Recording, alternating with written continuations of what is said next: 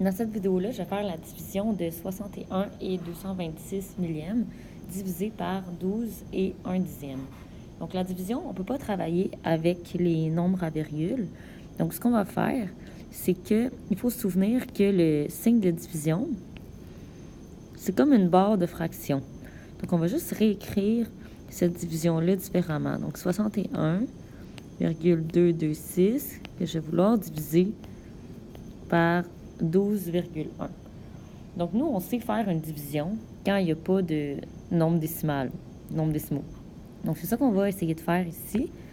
Donc, si je regarde 61,226, on a 3 chiffres après la virgule. Tandis que 12,1, il y en a juste un. Donc, il va falloir qu'on tasse la virgule d'ici de 1 position, 2 positions, 3 positions.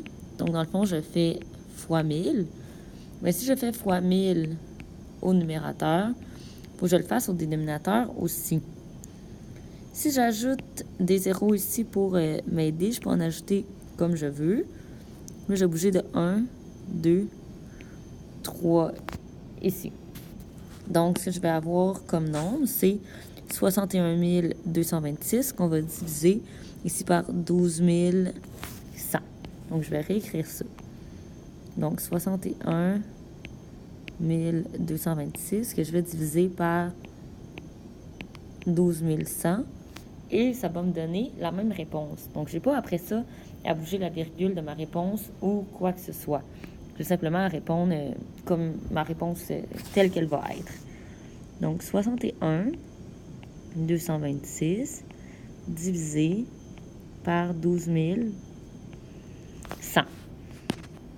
Donc, j'ai ici un nombre à 5 chiffres. Donc, je peux commencer avec 5 chiffres. Donc, combien de fois 12 100, ça va entrer dans 61 226?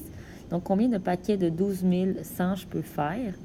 Donc, moi, je sais que 5 fois 12, ça fait 60. Puis là, j'ai 12 100, puis j'ai 61 226. Donc, je vais m'essayer avec 5 fois. Donc, 0 fois 5, 0 fois 5, 5 fois 1, ici 10, 6. Donc, 60 500. Donc, je fais la soustraction. Donc, dans le fond, quand je fais 5 paquets de 12 100, je vais regarder combien il me reste. Donc, 6, 2. Si 12 moins 5, ça fait 7, 0 moins 0. Donc, il me reste 726. Donc, je vérifie pour être sûr que 726, c'est bien plus petit que 12 100. Parce que s'il m'avait resté plus que 12 100, ça aurait pu dire que j'aurais pu faire un paquet de plus.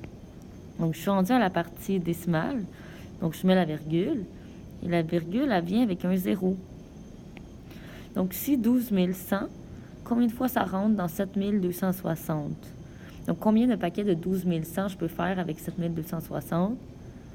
0 paquet.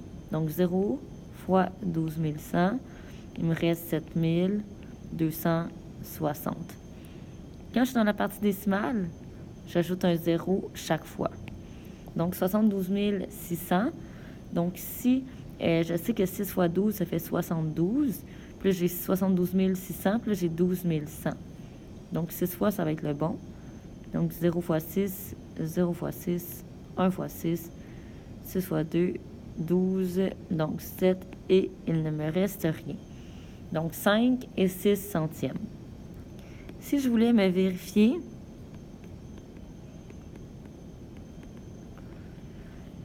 je pourrais prendre ce que ça m'a donné, multiplier par ce par quoi j'ai divisé, et ça devrait me redonner la réponse ici initiale. Donc, 5,06 fois 12 100, ça devrait me donner la réponse de base.